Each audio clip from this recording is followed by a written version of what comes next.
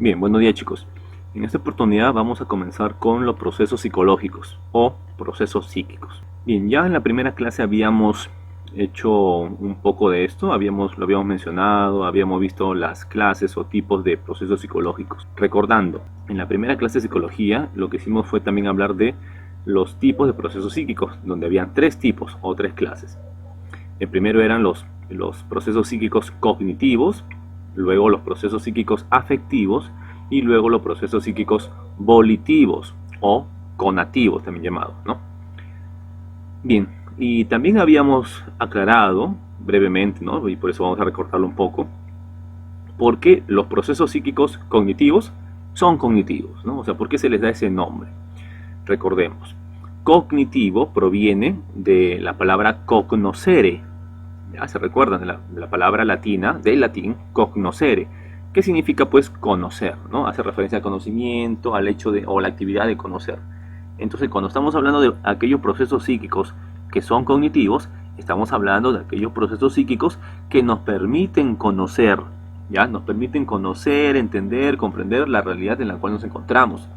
Nos permiten poder percibir, entender el ambiente en el cual nos estamos desenvolviendo, ¿no? El ambiente, las cosas en que nos rodean, ya sea fuera de nosotros o también ya sea en nuestro interior.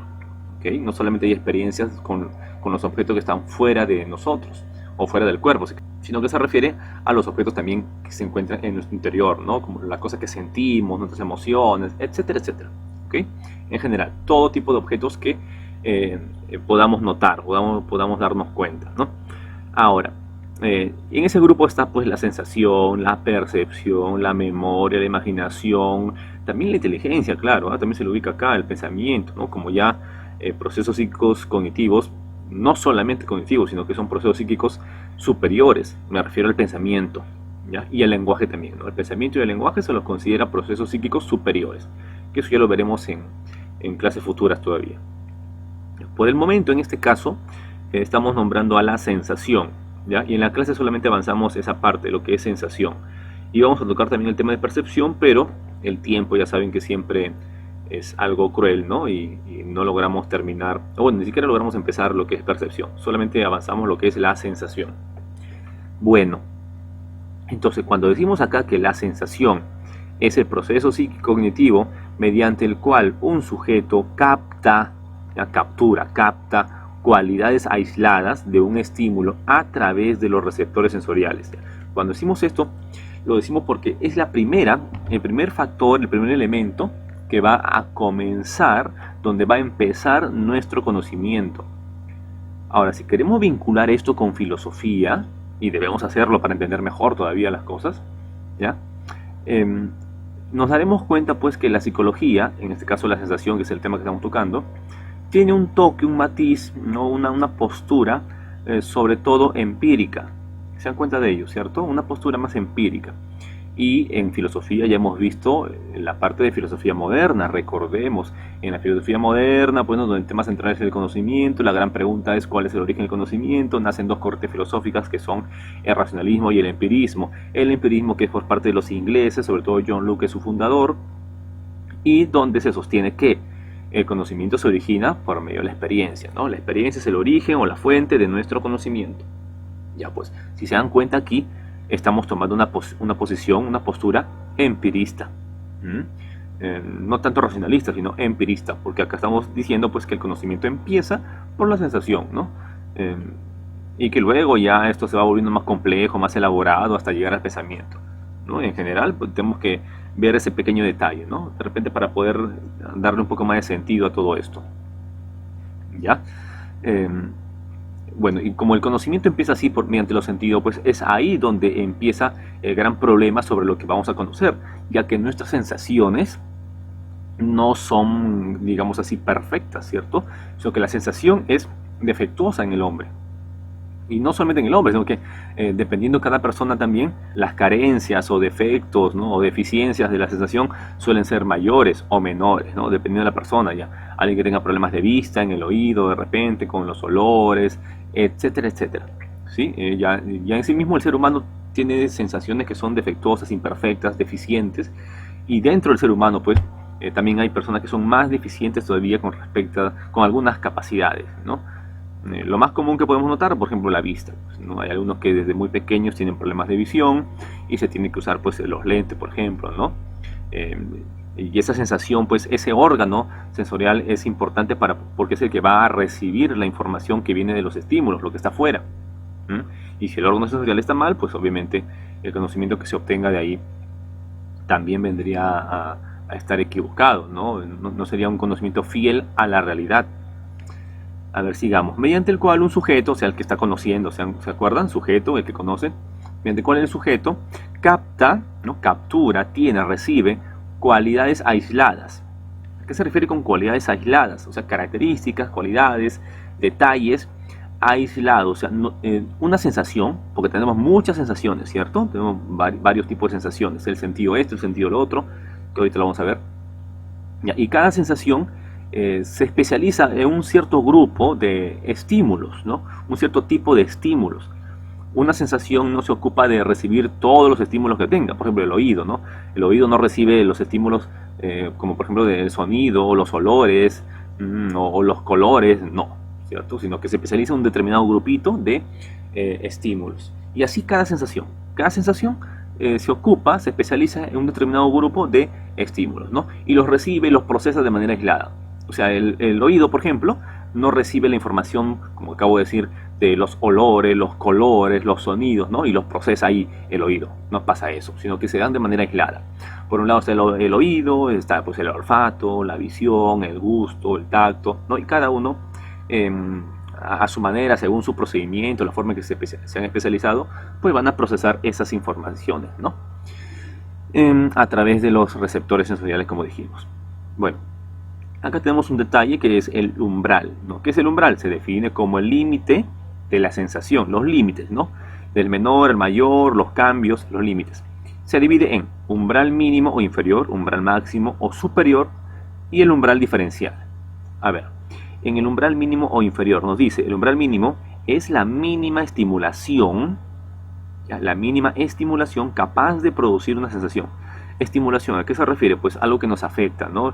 Algo de lo cual nos damos cuenta, algo que vamos a notar, percibir, produce un afecto, un efecto, mejor así, ¿no? En este caso, un efecto, ¿no? En nosotros, una reacción, ya sea agradable, desagradable, bueno, ya, capaz de producir una sensación, o sea, capaz de activar nuestra sensación, capaz de que ese sentido al cual se dirige se active, lo note, ¿no? Lo registre, si queremos decirlo así también.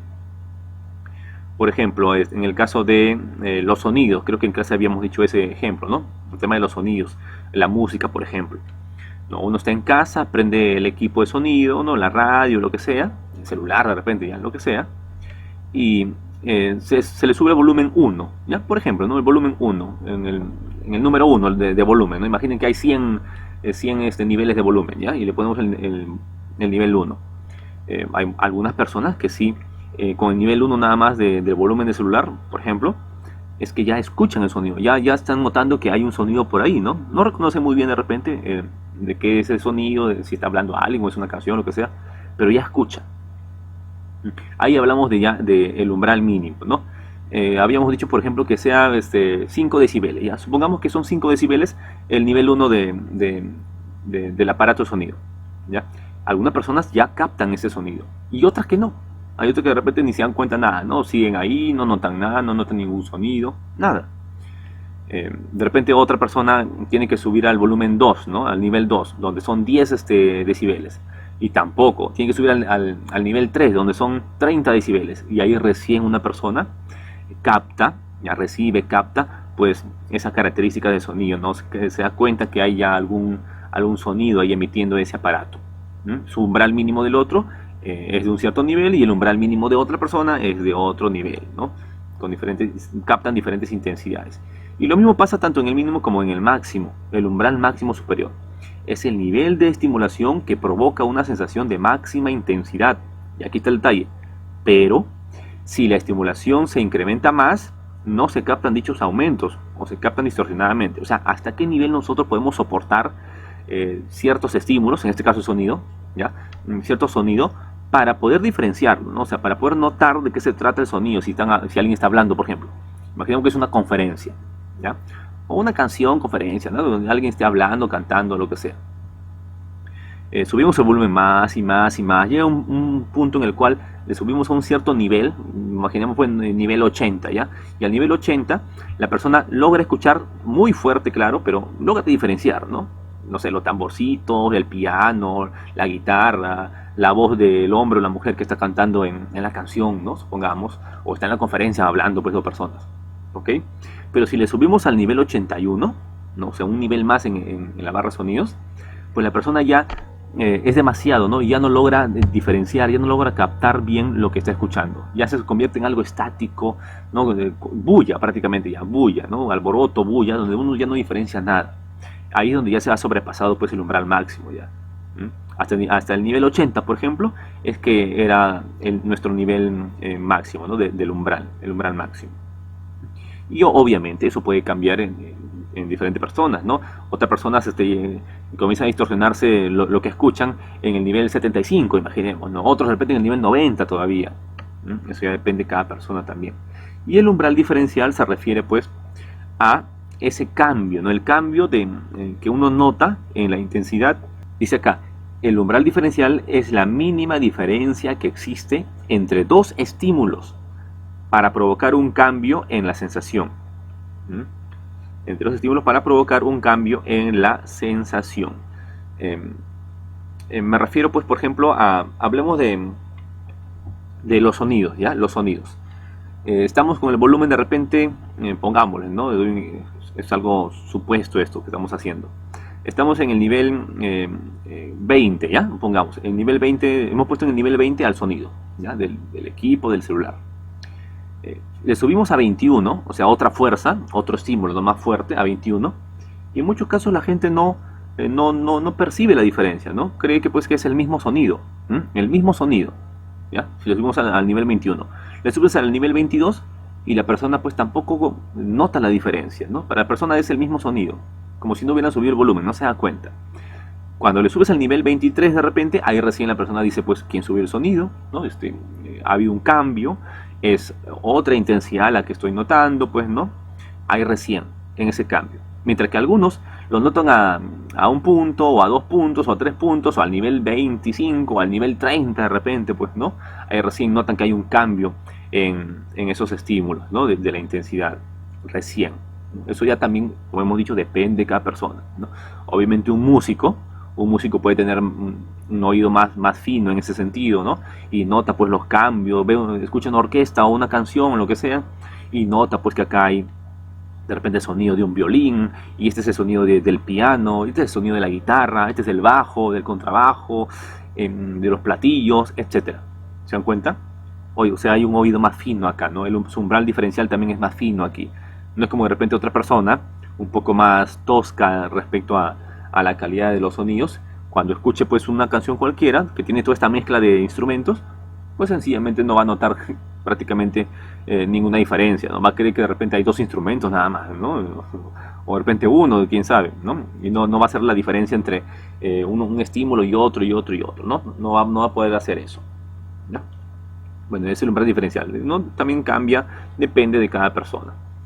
Bueno, pero a ver, vayamos a algo que es un poco más relevante, más importante, que sería esto: la base anátomo-fisiológica de la sensación, ¿no? O sea, su base biológica, ¿no? Orgánica, donde proviene pues nuestras sensaciones, ¿ya? ¿Cómo se da esto? ¿Cómo funciona? ¿Cuál es el proceso? En este caso hay una imagen donde el ejemplo sería en el caso de el ojo, ¿ya? En el caso de la vista, obviamente la visión, el ojo, ¿no? El ojo no vendría a ser el órgano sensorial o receptor. Y acá nos dice bastante ya, ¿no? Receptor, o sea, el que recibe, el que va a recibir los estímulos del ambiente. En este caso los fotones, ¿no? La luz, los fotones. Van a llegar esos estímulos al ojo, ¿ya? Y el ojo los va a recibir, los va a procesar. Obviamente esto no pasa con el oído o la lengua de repente, o la piel, ¿no? Ya hemos dicho que cada órgano sensorial, cada receptor, ¿no? Cumple una función, se especializa en recibir ciertos estímulos, ¿no? Y procesarlos. Obviamente la luz puede llegar al oído, puede llegar a nuestra nariz, de repente a nuestra lengua tal vez, ¿no? Pero obviamente no se va a dar cuenta nuestra lengua o nuestro oído, pues, ¿no? Porque no están especializados para ello, no reciben ese tipo de estímulos ellos, ¿ok? Ahora, ¿qué más? La sensación va a depender bastante también del estado óptimo en el cual se encuentre el órgano sensorial, en este caso el ojo. Si tenemos un ojo defectuoso con algunos problemas o algunos daños de repente, ¿no? Problemas en la córnea o tal vez problemas de miopía, etcétera, obviamente los estímulos que lleguen a este ojo con ciertas alteraciones, el ojo también va a alterar esos estímulos, porque el ojo, aquí en este órgano, se va a producir lo que se va a llamar la transducción, ¿ya? El ojo recibe toda esta información y luego es que se produce ahí la transducción. Ahí lo ven, transducción, ¿no? Transducción, le damos acá, es el proceso de transformación del estímulo, ¿no? Que viene de afuera, obviamente, en un impulso nervioso. Se va a convertir en un impulso nervioso, ¿no? Es como si todo esto fuera un gran CPU, ¿no? Un ordenador, una computadora, donde todo tiene que pasarse y transformarse a impulsos eléctricos, impulsos nerviosos, que están cargados de información, ¿no? Son como pequeños impulsos eléctricos en realidad, ¿no? De esa manera funciona, ¿no? Así que de repente ya lo saben. Por eso es que muchas veces en los años 60, 70, cuando se crearon los primeros ordenadores, las primeras grandes computadoras que abarcaban todo un salón, por ejemplo, se comenzó bastante a estudiar, a volver a estudiar estos temas del conocimiento, la percepción, ¿no? Cómo es que conocemos nuestro cerebro, ¿m? Por justamente esta semejanza que había en estos dos factores, el cerebro con los ordenadores. Bueno, y si el ojo o el receptor, pues el órgano sensorial, no está en esas óptimas condiciones, obviamente esa transformación va a salir defectuosa también, ¿no? Es como si tuviéramos una calculadora, pues, ¿no? Y la calculadora de repente tiene algún problemita, se ha gastado, la pila está baja, no sé. Y intentamos sumar algo y nos va a dar una respuesta equivocada. No sé si les habrá pasado alguna vez, ¿no? Alguna vez uno estaba con una calculadora, ya hablo de calculadoras de antes, de hace unos 15 años, y si tenía algún problema, se cayó o algo, tú sumabas, hacías algo y sencillamente no apretaba bien el botón, ¿no? Machucabas más, se ponía menos o algo así, y por lo tanto el producto, la solución del problema que uno quería poner en la calculadora sencillamente salía mal. Eso se debe que hay algunos problemas ahí, pues algo parecido acá pasa, ¿no? Si hay un problema de miopía o algún problema, un daño en el ojo, pues eso va a hacer que la información que se va a traducir sea una información equivocada, tergiversada, ¿m?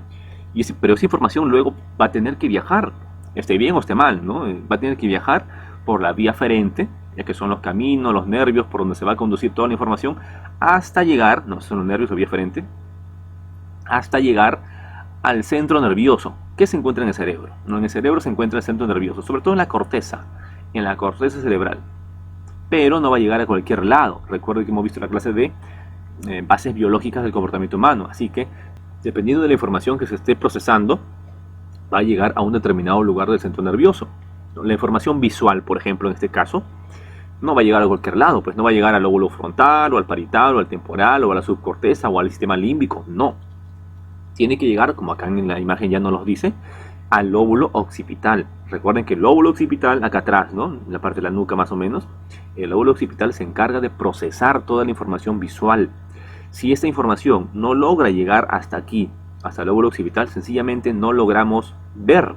No tenemos la sensación, miren acá, no tenemos la sensación de ver, ya sean los colores, la forma, pues, ¿no? Del objeto que tenemos frente. Sencillamente, si hay un problema grave todavía en el ojo, ¿no? El ojo puede recibir la información, los estímulos, ¿no? Pero si hay un problema grave acá, sencillamente no se va a poder transformar adecuadamente la información en estímulo nervioso y no va a poder llegar tampoco al lóbulo occipital. Y si es que, por ejemplo, tuviéramos otro estímulo, ¿no? Supongamos en la pierna, como dije en clase. Supongamos pues que me golpean la pierna, ¿no? O me golpeo la rodilla, ¿ok? Y yo he tenido de repente un problema en la columna vertebral, ¿no? Y hace tiempo tuve un problema en la columna, ¿no? Se quebró mi columna y por lo tanto pues se quedé en una silla de ruedas sin poder tener sensación en las piernas, ¿ya? ¿Qué va a pasar en ese caso? Por ejemplo, me golpean la rodilla, la piel en este caso, bueno, los músculos, etcétera, van a recibir ese estímulo, lo van a transformar en impulso nervioso, va a viajar por mi rodilla, va a subir por mi pierna, va a ir por mi columna y va a llegar hasta un determinado punto de mi columna donde tuve el problema y ahí se va a quedar. No va a lograr pasar esa información porque tengo ese problema en la columna, que me ha dejado en una silla de ruedas. Y como la información nunca va a llegar al lóbulo parietal, porque es información de qué, es información táctil, de mi sentido táctil, esto de que me han rozado, me han golpeado la rodilla Si no llega acá al lóbulo parietal esa información, sencillamente no voy a sentir esta sensación que sería la de el dolor, ¿no? O sino que me han tocado la rodilla o que me he golpeado la rodilla. No voy a poder sentir eso. No voy a sentir nada en ese caso, porque la información no ha llegado. Así que yo no me doy cuenta de esa sensación. Todo tiene que llegar acá, a alguna parte del centro nervioso, dependiendo de qué estímulo sea, ¿cierto? Dependiendo de qué estímulo sea. Si yo huelo algo, un delicioso platillo, una comida o algo huelo, ¿sí? Esa información del olor tiene que llegar al lóbulo temporal, ¿cierto? Si llega al lóbulo temporal, ahí voy a tener la sensación de esos olores, ¿no? De la comida, el pollito a la brasa, no sé, los tallarines verdes con su bistec, todo eso, ¿no? Ahí recién voy a sentir esos olores, si es que llega al lóbulo temporal. Y así, cada sensación se ocupa de ciertos estímulos y que tiene que llevarlo hacia cierta parte específica del centro nervioso, que sería de la corteza cerebral. ¿Ok? Entonces, la sensación se produce en el centro nervioso, dependiendo, claro, si es que no dan el dato más específico, dependiendo a qué parte de ese centro nervioso llega. Porque el centro nervioso es todo, ¿ya? Toda la corteza cerebral, ¿no? Toda aquella área que se puede ubicar en el cerebro. Ya nosotros tenemos que saber en qué área se especializa, en qué tipo de estímulos, para poder decir a qué parte ha llegado y en qué parte se está produciendo la sensación. En este caso, del ejemplo, de la figura, la sensación se produce en el lóbulo occipital, ¿no? Porque sabemos el dato, sabemos que ese estímulo que está recibiendo el ojo, ¿no? El receptor, lo que son los fotones, la luz, y eso tiene que llegar al lóbulo occipital. Bien. Ahora tenemos un cuadro acá donde están los diferentes tipos de sensaciones, ¿ya? Los sentidos que tenemos. Acá están los 5 sentidos típicos, ¿no? Que hemos conocido desde pequeño: visión, audición, olfacción, gusto, táctil, ¿ya? Esos sentidos que pertenecen a las sensaciones exteroceptivas, extero de exterior, ¿no? Porque sus órganos sensoriales, los receptores, se encuentran en la parte exterior de nuestro cuerpo, ¿no? Y tenemos por ejemplo, el olfato, la audición, pues, ¿no? El gusto, que sería la lengua, el táctil, la piel, etcétera, ¿no? Están fuera, ¿no? Se encuentran expuestos en el ambiente. Bien. Y cada uno va a recibir cierto tipo de estímulos, ¿no? La visión, fotorreceptores; la audición, los fonorreceptores, ¿no? Los sonidos; la olfacción, los quimiorreceptores; el gusto, las papilas gustativas, ¿no? El táctil, pues los mecanorreceptores, ¿ya? Esos son los receptores. Ahora, ¿qué sensación? Bueno, ahí están las sensaciones. La visión, pues la forma, los tamaños, los colores; la audición, pues la frecuencia, los tonos, la ubicación de los objetos; su estímulo son los sonidos y los ruidos; la olfacción, los olores, etcétera; los gustos, los sabores, ¿no? El valor químico del material; sus estímulos son sustancias químicas en solución; el táctil, pues el tamaño y textura de los objetos se da por contacto, el contacto y la presión con la piel, ¿no? Ahí están las sensaciones, ¿ok? Son las típicas. Y aquí están los centros nerviosos, ¿no? Como habíamos dicho hace rato, los datos o estímulos que llegan a la visión, pues se elaboran, se procesan en el lóbulo occipital; de la audición en el lóbulo temporal, como dijimos; la olfacción también en el lóbulo temporal o el sistema límbico, ya están conectados, lóbulo temporal y límbico, olfacción; el gusto, el lóbulo parietal, porque tiene que ver con el tacto también, ¿no? En forma general tiene que ver con el tacto, ¿ya? Lo que sentimos, y el táctil, pues también en el lóbulo parietal. Bien. Ahora, hay otro tipo de sensaciones también. Esto lo vamos a dejar a un lado porque suelen ubicarse en otros campos, ¿ya? Por ejemplo, en estos, las sensaciones propioceptivas y luego las interoceptivas. En las propioceptivas encontramos dos: la sensación de equilibrio y orientación y la sensación kinestésica o kinestésico, como está acá. En la sensación de equilibrio y orientación, ¿ya? Se va a dar a través de unos saquitos vestibulares que les mencioné en la clase. Hay unos pequeños saquitos muy pequeñitos que se encuentran en el oído interno. Ahí se encuentran. Esos pequeños saquitos tienen un cierto líquido dentro que cada vez que nos movemos, ya, a un lado, al otro, de cabeza, o caminamos, etcétera, cada vez que nos movemos, ese líquido se mueve dentro de los saquitos. Y ese movimiento, pues, genera información, ¿cierto? Impulsos eléctricos, información que luego va hacia el cerebro. Y ahí es donde nos damos cuenta que estamos inclinados, estamos derechos, estamos de cabeza, o estamos medio inclinados y estamos cayéndonos, ¿ya? Esa sensación que tenemos sobre la ubicación que nosotros tenemos en el espacio, ya, si estamos inclinados o no, por ejemplo, eso tiene que ver bastante con esta sensación del equilibrio y orientación. Pero como nos damos cuenta también por lo de esos saquitos y el líquido, ¿ya? Que es muy similar a estas winchas, ¿no? Que usan los albañiles, donde hay un pequeño tubito con líquido en el medio, ¿no? Y los albañiles lo ponen encima del ladrillo, de la pared, pues, ¿no? Para poder ubicarse y darse cuenta si está inclinado, si está derecho, etcétera. Ya. Básicamente la misma función tienen esos pequeños saquitos en el oído interno, donde, si que nos damos cuenta también, la gravedad cumple un papel importante acá. Porque obviamente dependiendo de la gravedad es que nosotros notamos que estamos de pie o estamos de cabeza, ¿cierto? Si hablamos de una manera más general y universal, pues en el universo no hay arriba y abajo, ¿no es así? En el universo no hay arriba ni abajo. Ahora, nosotros sí notamos la diferencia entre arriba y abajo gracias a la gravedad, ¿no? Que tenemos acá en nuestro mundo, en nuestro planeta. Ahora, ¿qué pasaría pues si una persona se encuentra fuera del planeta Tierra, en el espacio, donde no hay gravedad? Como un astronauta, por ejemplo, ¿no? Es como hemos visto en la televisión, las películas. En ese caso, si es que más o menos lo han notado en las películas, los astronautas no notan si están de cabeza o están de pie, sino que van dando vueltas en el espacio, como vieron en la película, ¿no? Van dando vueltas en el espacio, y para ellos en realidad pues es como si siguieran de pie. Ven, obviamente captan el movimiento de las cosas y todo, pero no tienen esa sensación de que están de cabeza o de pie. Porque justamente la gravedad no funciona en ese caso. Esos pequeños saquitos vestibulares no se alteran como debería ser y no mandan la información como debería ser en ese caso. Bien. Bueno, y esa información se procesa ¿dónde? En el lóbulo parietal, ¿no? Que tiene que ver justamente con la sensación táctil también. Y el cerebelo. El cerebelo que tiene que ver con el equilibrio de nuestro cuerpo. Luego está la sensación kinestésica con K-I, ¿no? Kinestésico, kinestésica, que viene de kinesis, la palabra griega kinesis, que significa movimiento. Entonces, esta sensación kinestésica nos informa, nos hace dar cuenta, nos hace sentir sobre los movimientos que vamos a ejecutar. Como dice aquí, la tensión, la resistencia, ¿ya? De cada parte de nuestro cuerpo, de los dedos, brazos, piernas, el cuerpo, la cabeza, todo.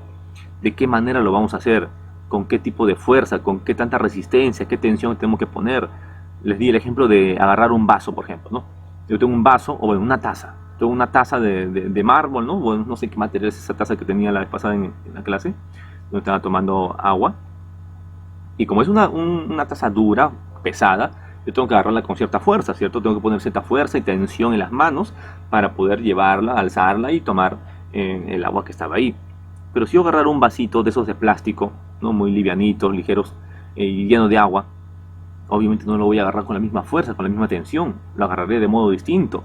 Igual si voy a coger de repente un tronco de madera, pues, ¿no? Para llevarlo de un lugar a otro, voy a cogerlo de una cierta manera, con cierta fuerza, tensión. Y si voy a coger un bebito recién nacido, pues obviamente también voy a cogerlo de otra manera, de manera más delicada, con una tensión y fuerza distinta. Y esa idea de saber, de informarnos, saber darnos cuenta con qué fuerza, tensión, resistencia, realizar ese movimiento, lo sabemos gracias a la sensación kinestésica, donde todo esto se procesa en el lóbulo parietal, como está. Y al final está el tercer grupo, que es solamente de uno. El tercer grupo, las sensaciones interoceptivas, que son también llamadas las senestésicas, o sea, sensación senestésica, con CE, ¿ya? Senestésica. Donde aquí esta sensación se encarga de informarnos sobre el estado en el cual se encuentran nuestros organismos, ¿ya? Nuestros órganos, nuestro organismo interno, en su totalidad. Por ejemplo, cuando estamos cansados, o si de repente tengo vómitos, o cuando tengo hambre, ¿ya? O cuando estoy satisfecho después de haber comido. Esas sensaciones de malestar, bienestar, son producidas gracias a la sensación senestésica. ¿Por qué es que yo tengo hambre y voy a querer comer? Porque la sensación senestésica me avisa, ¿no? Me hace tener esa sensación de hambre, de querer alimentarme. Y por eso uno desea luego conseguir alimento y comer. Y cuando estoy comiendo también, esa sensación de bienestar, ese momento en el cual uno dice, ya estoy satisfecho, ¿cierto? Ya puedo dejar de comer porque estoy satisfecho. Esa sensación también la produce la sensación senestésica. Si yo no tuviera sensación senestésica, yo estaría comiendo y nunca pararía. Hasta que obviamente me provoque un daño, ¿no? Alguna consecuencia muy negativa. Pero si es que no es así, yo seguiré comiendo. A pesar que yo podría estar satisfecho, pero como no tengo esa sensación de satisfacción porque de repente no está funcionando la sensación senestésica, yo seguiría comiendo. O sea, es muy importante también esta sensación. Nos informa sobre cómo se encuentran nuestros órganos internos, sobre todo, ¿no? Como dije, cansancio, vómitos, también los mareos de repente, todo eso tiene que ver con la sensación senestésica. Y eso tiene que ver directamente con el hipotálamo y el sistema límbico, ¿no? El hipotálamo, que ya saben, regula justamente nuestros cambios en el estado corporal, ¿cierto? Bien, muchachos, entonces hasta ahí nos quedaríamos. Todo esto es lo que tiene que ver con la sensación. Ya en la siguiente clase hablaremos sobre la percepción, ¿no? Otro proceso psíquico cognitivo también. Bien, chicos, cuídense, hasta luego.